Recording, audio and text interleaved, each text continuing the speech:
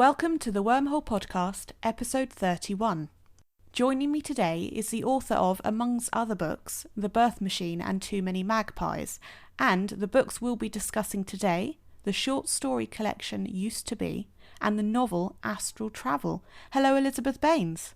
Hi, Charlie. How are you? I'm very well, thank you. How are you? I'm great, thank you. I'd like to start with something that's writing, but not your books. Can you tell us about your screenplay work? Well, I've actually done mostly stage plays and radio plays, not screenplays. I have done one screenplay, but the rest is for radio and stage. Quite a lot of plays for Radio 4, afternoon plays, one serial, which was a vampire serial, and one comedy series, a morning comedy series. And then I've also done stuff for Fringe Theatre, which I've also produced and acted in as well. Wonderful. I'm going to have to go back to that vampire one because that is so different to what I've read of you so far. How did that come about? It was called Sweet Blood. I have a son who is diabetic, and the protagonist is a young girl, and she is diabetic, and she does actually have sweet blood because she's got too much sugar in her blood, which is one of the things that happens when you've got diabetes if you don't control it properly. And so this very handsome sort of rogue type guy on a motorbike who turns out to be a vampire is very attracted to her because of her sweet blood. Does that writing influence your prose, or is it maybe the other way around? Well, I'm not sure. I think writing plays helps me with dialogue when I'm writing prose, definitely. But I would say that there are different sort of pockets in my head, especially with short stories. I tend to write more internal short stories because I keep my sort of outside dialogue stuff for plays. Not that I've written plays for a while now. And I suppose novels come between the two because you do have to have drama and dialogue in novels as well. Interesting. Do you have a preference between these three modes of writing?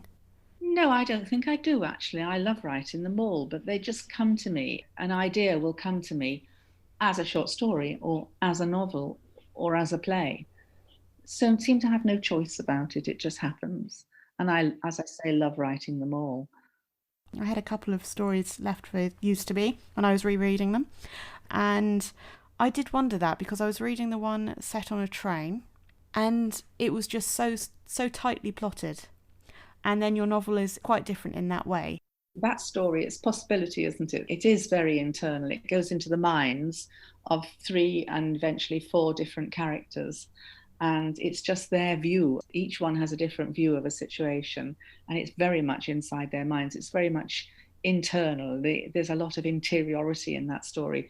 Whereas, of course, in Astral Travel, there are scenes and people talking and doing things to each other. So it is more dramatic. And I think a novel has to be, really, unless it's a very short novel. If we introduce the books proper as such, and then we can carry on talking. Used to Be, one of Elizabeth's short story collections, her newest actually, has its content split into 2 categories, what was and what may be. The stories are mostly set in Britain, with one very notable story in 1863 America. It's too good to spoil, I'll leave it there. Do get the book, check it out, it's amazing.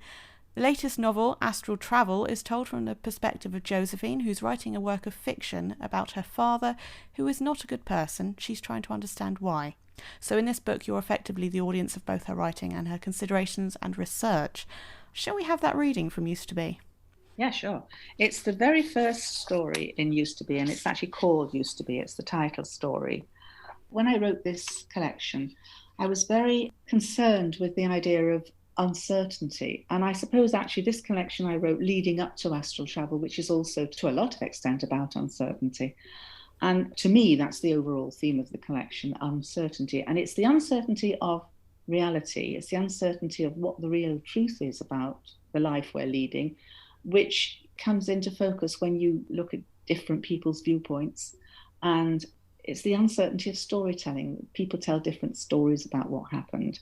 And Used to Be, the story Used to Be, is about the fact that so many different stories run parallel in your head all the time, but it's very hard sometimes to know which is the real story, which is the focal story. It's another acting story. They're on their way to a film set. So here we go. This is just the beginning of it. I'm holding my seat with both hands here, We're hurtling along the motorway, nose to tail, towards the set of a student film we've both agreed to be in.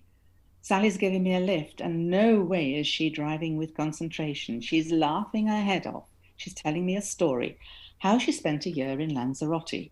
What a life, she says. My God, life O'Reilly, fantastic. Cheap food, drinks in the bar all day long. Oh, I only came back because I got fat. You wouldn't think it, would you? I used to be fat. No, you wouldn't. Just look at her. Her stomach flat as a teenage anorexic's, on show in her hipster micro mini, schoolgirl hair down her back. You'd never know she was 40, though that's what she's playing in the film, because nowadays all the heroes and goodies must look as though they never had a past. Well, also, she says, laughing, we'd outstayed our visas. Well, but actually we outstayed them ages before. But the cops, see, they were our mates. Once a week, they rounded us up and stuck us in the cell for an hour and then came for a drink. And she gives a loud crack. Whenever she laughs, she throws her head back, eyes off the road. And now she flings her skinny bare arm out. She's driving one-handed. And in the hand she's flailing, she's holding a nut bar. She's eating too. She slides me a look. My grip tightens. Her wide mouth pursed now over a grin.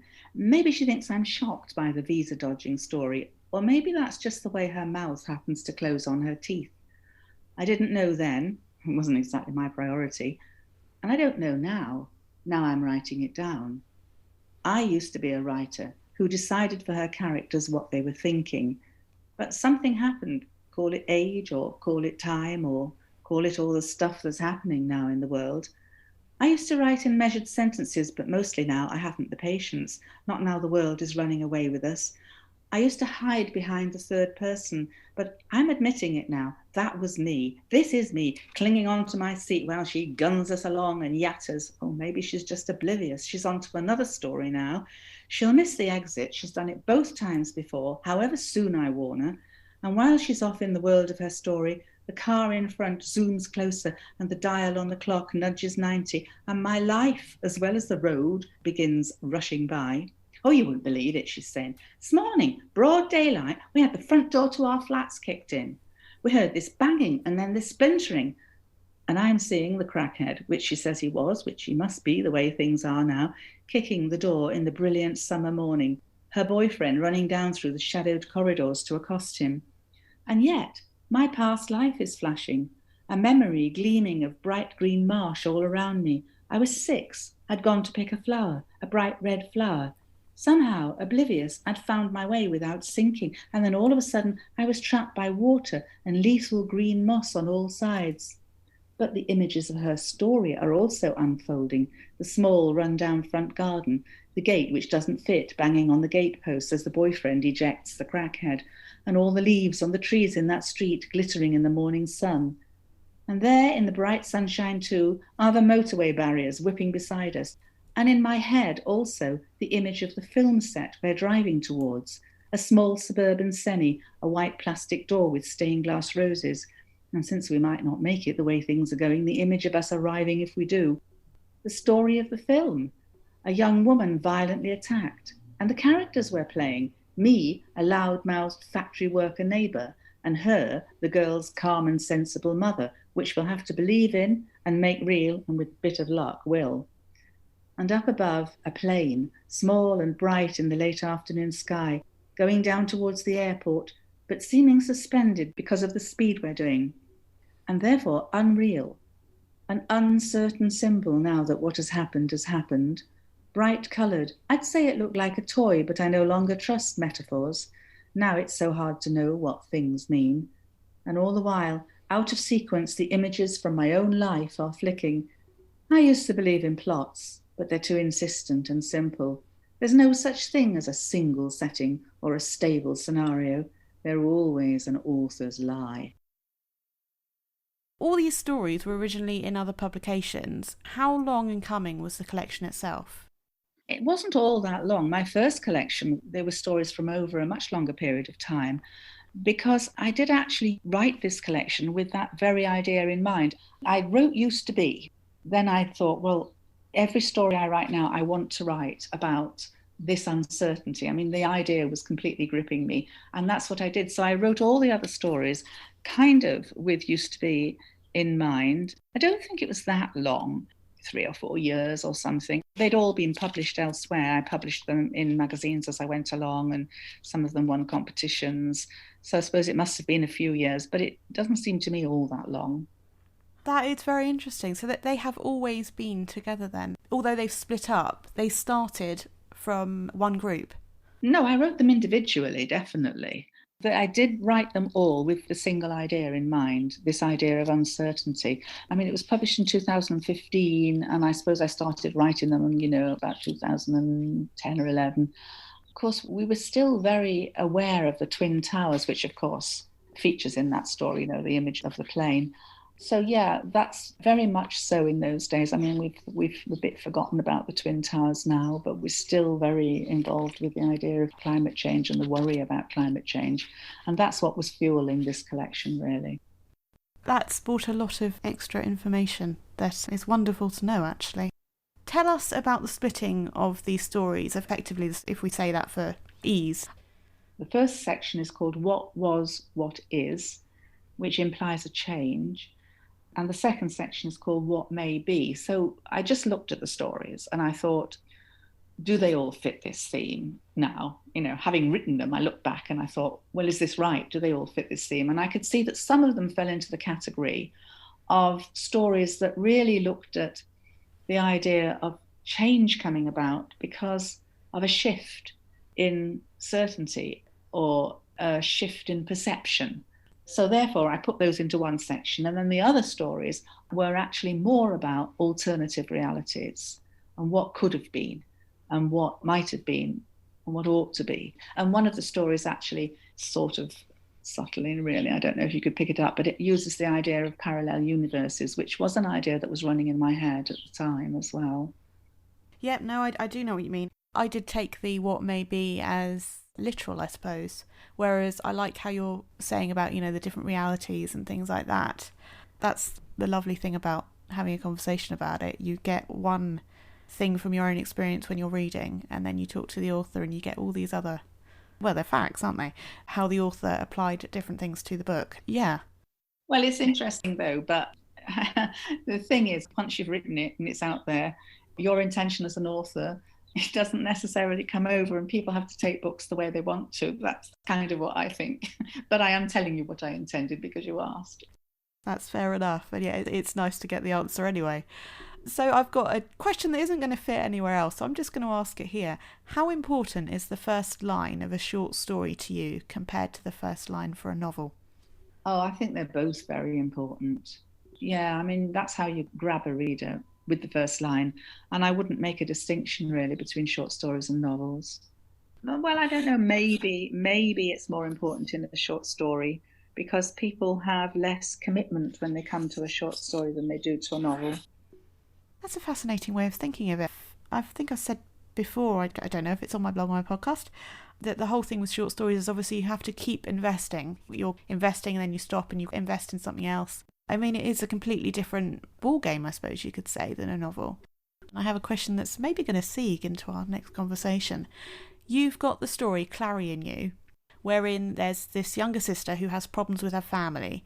And I'll leave it there because, it's a short story. I don't want to spoil it. But it struck me a little, just a little, like Josephine and her family in Astral Travel. Was there any influence from your prior writing to Astral Travel? Well, I mean, everybody wants to write a family saga and, you sit there and you watch other people. I mean, Clarrie and You, I was actually watching other people at a certain time in my life and seeing this going on. So that was the influence. People are the influence. Yes. I mean, so many people I know, I just want to write about them. That's it, really. Uh-huh. Well, shall we have the reading from Astral Travel before we begin? Yeah, sure. So this is from the prologue. It's not called a prologue. It's called After and Before. This is the before bit. When I was 6 and my sister was 4, she came down with scarlet fever and was carted off to an isolation hospital in the North Welsh Hills. We had only just moved from South Wales, the first of what would be several moves. I sat outside the hospital in the car with my father, our baby brother asleep in the back in the carry cot, while our mother went in to visit her. Someone held her up at a hospital window for me to see her. But what I saw didn't look like my sister, like Kathy. We were too far away, and the window seemed to be frosted. All I could see was a pink thing that made me think of a shrimp. I guess he must have gone at bath time and they were in the bathroom. Cut off from my sister for the first time since I crawled across my mother's exhausted body to look at her newborn face and exclaim in wonder, "Is she ours?" I felt a new bleakness and sense of loss. The hills outside the car window were alien and bare, and my father was broody and silent beside me, which was how he'd been since we'd moved here. And there was something that had recently come to me, a disappointing realization. I wanted to ask my father about it. He'd seen fairies, he said, in Ireland where he was born, and even here in North Wales. He insisted upon it. I looked and looked, desperate to see them myself, but never had. And now I had read that they didn't exist. "Daddy?" He didn't respond in the way he would have done once, with a languid, crooked-toothed, teasing grin. He didn't turn to me. His eagle-nosed profile was a stony sculpture against the car window. He was smoking, of course. He sounded far away, abstract. "Daddy, fairies don't exist, do they?" He didn't answer. I persisted. "Well, it's like Father Christmas, isn't it?" He'd gone completely still, and I knew what I'd done. I'd forgotten that he didn't even know I knew about Father Christmas. My mother had said better not tell him, he'd be disappointed. "Daddy?" He was still silent. Finally he said, "No," with such frozen shock, and yes, such flat disappointment that I was filled with guilt and dismay, and a sense that things between me and my father would never be the same again. Well, that's how I remember it. But what do I know? Things get lost. Memory can be muddled. As I say, by then, by the time we sat outside the hospital in the hills, my father had already changed. He was no longer the father who took me with him on his insurance rounds, rattling in the little Austin 7 down the flickering country lanes of South Wales, zooming up the humpback bridges with a grin, fag in one hand on the wheel or stuck behind his ear, laughing his head off as I left the leather seat and squealed with delight. And it wasn't as if I went on not believing in fairies. I wanted to believe in them, or rather, I didn't want not to. After that day, on Sunday outings to those hills, I take a bag of silver charms cut from the tobacco-smelling silver paper from my father's cigarette packets, hearts and flowers, bows and stars and sickle moons. I'd scatter them in the gorse, an offering and a plea for the fairies to appear and prove themselves. As I begged for the silver paper and he handed it over, my father would snigger.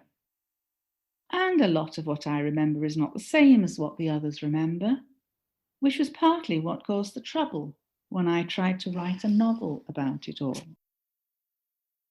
Listeners, I want to preface my question to Elizabeth by saying that this book is the best book I have read about the question of childhood neglect and abuse. It's incredibly well written. Elizabeth, this is a very difficult book to read. At least I found it difficult. How long did it take to write? Was it difficult to write? Yes, it was, yes. Yeah, I started writing it quite a long time ago, actually. You know, as I said before, what I'm really interested in is the difference between various versions of reality, people's views of reality. And that's a lot of what this book is about. And so therefore I started off with this idea of a daughter who had this father who, you know, like there were two versions of him, basically. And, you know, he's such a charmer in the outside world, and other people think he's a great guy and they love him and they all think he's wonderful. And all her childhood friends are so jealous that they've got this lovely father. And yet, actually, in the home, he's a very different man. He's very broody and bad-tempered and sometimes violent and silent and just like a Jekyll and Hyde kind of character.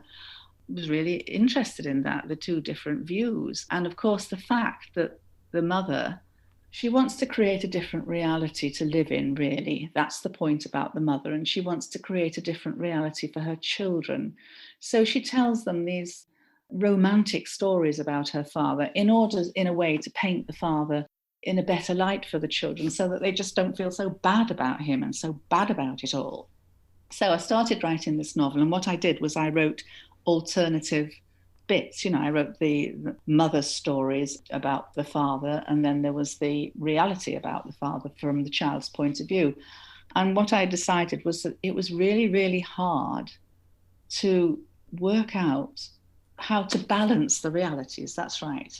Really, it was very, very hard to. So I abandoned the novel for a bit and didn't really know what to do about it. And then I thought of a particular way of writing it. I thought, well, I'll have Jo is the protagonist, the daughter, try to write a novel about her father in a similar way to the way I've been trying to write about this father and daughter, and to show the difficulties of doing that, because I am interested in the difficulties of storytelling. That's one of the things I'm really interested in, not just in literature, but in life as well. And then again, I thought, no, that doesn't work. So I put it aside again.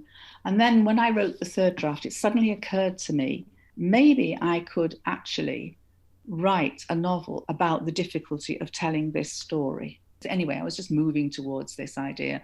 And then the final version, I suddenly thought, yeah, draw it all together by having somebody trying to deal psychologically with the two different realities, which is what Jo does in trying to write this novel, which she fails at, actually. So therefore, really, in a way, the novel is about trying to tell a story, especially when you've got other people's versions of the story coming in, like her mother's and her sisters and so forth. And when the story's incomplete and she's got to sort of make up bits. So yeah, it's again, as used to be, it's about the difficulties of storytelling, the difficulties of knowing what the reality of anything is. And especially when you don't always know the truth, when things are being kept from you, which is what's happening in Astral Travel. There's a big secret that Jo doesn't know. That is one of the biggest examples, I think, of an answer that I have not expected. That was some really interesting information. I've actually been noting down extra questions that we might be able to get to. So it's fascinating that you had these stages of redrafting and rewriting the book. So in a way, it's your process of writing the novel that kind of weaves into Josephine's then, in a way, or Jo, as you were calling. I'll move on. So you've got this structure. You've got a lot of white space that I noticed. You've also got this lovely approach. I kind of want to call it a Dickens approach. It kind of reminds me of Charles Dickens, where you've got the general summary of what's going to happen in the chapter as the chapter title, almost, the subtitle. How far into the development of this book and the various drafts and versions did this come in? Oh, well, that was in the final draft, when I suddenly had decided to write about the difficulty of trying to tell the story. Because, of course, those subtitles, like the first book is called Part 1, in which, against all previous likelihood, I begin to try and write a book about my father. The idea of that was to make it quite clear that this was about how to construct a story, how very difficult it is to construct a story. Mm-hmm. Josephine is obviously the writer, but her focus is on her father.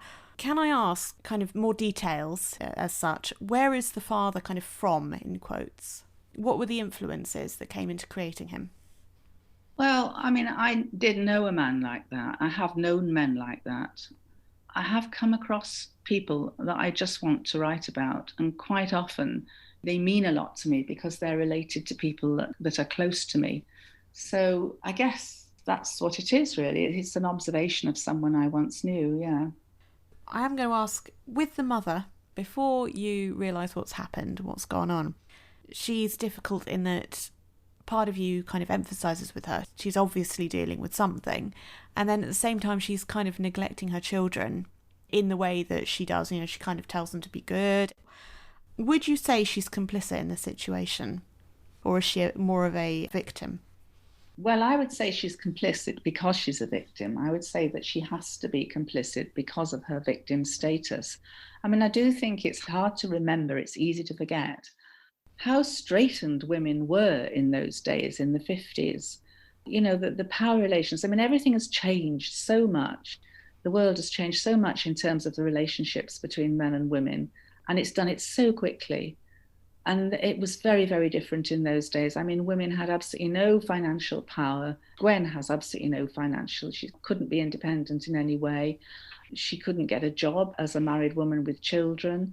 There's no way that she could leave her husband. And she does actually try to leave her husband. There's a couple of points during the novel when she actually does do that, which is actually quite brave for a woman in those days. And she was obviously physically afraid of him as well. And in those days, in families, what men said went, and women could be very afraid of men. So she is complicit, yes. But that's because she has to be in a way. She doesn't have much choice. A woman in those days would have to be very brave and very feminist. And, you know, she didn't come from any kind of background that would have made her like that. But it's all mainly because she's a victim, I think. Yeah. Mm-hmm, mm-hmm. And what the novel's about, actually, to a greater extent, is empathy. I mean, I think Jo goes through a period where she does get very angry with her mother, doesn't she?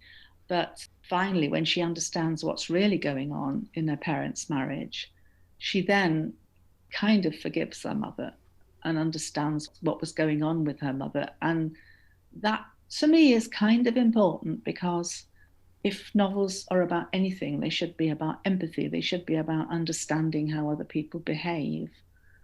So that was really important to me in that novel. Away from the mother for a moment, but it's one of those things that I think as a reader you pick up on maybe more than Josephine, in that she talks about her boyfriend's family and how she finds them difficult. I kind of got the feeling that maybe Josephine has got further to go in her progress, in her journey of understanding. There obviously were interesting aspects to this family that were maybe too much the other way, I suppose you could say, but also that she didn't recognise that they were helping her in their own way. All this to say, do you think that Josephine would continue on her journey of healing? Oh, I'm sure she would, yes, yeah. I mean, I do think actually that the other family were bullies in a different way from her own family. But yes, obviously, you know, as I imagine she would, you know, because that's the whole point. She would come to understand why people behave why they do. Yeah, yeah. Mm-hmm. So you have got the ending, and you could say it's unexpected, depending on how much one knows about the time and the intricacies. It could be something that they'd considered, might be the case. Was the revelation about the father and things that had been going on, was this always in your mind from early on? Oh, yeah, definitely, yes. But of course, to me, that's not the ending. The ending is Jo's realization. Well, first of all, what happens is that once she finds out the truth about her father, everything else falls into a different perspective.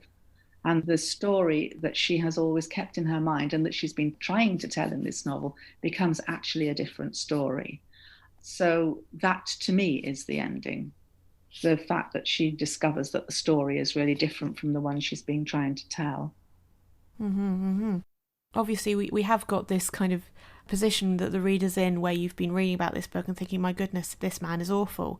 And then you are struck with this reason that, you know, it asks you to emphasise and be sympathetic for a very real reason. Where do you think on the scale between kind of being still angry or upset, is probably more the word, and empathetic, do you think the reader is by the end, or should be? Well, I'm hoping the reader will feel empathy, actually. I'm hoping that the reader will think, well, yeah, this is why it happened. Now I understand. I have a question that's kind of related back to used to be. I don't think it should be the last question, so I'm going to ask it before the last question. What's your favourite Bronte novel? Wuthering Heights. I did wonder, yeah. Yeah, because, yeah, I mean, I'm influenced by that. The structure of Astral Travel is influenced by the structure of Wuthering Heights, because that's a novel about telling stories.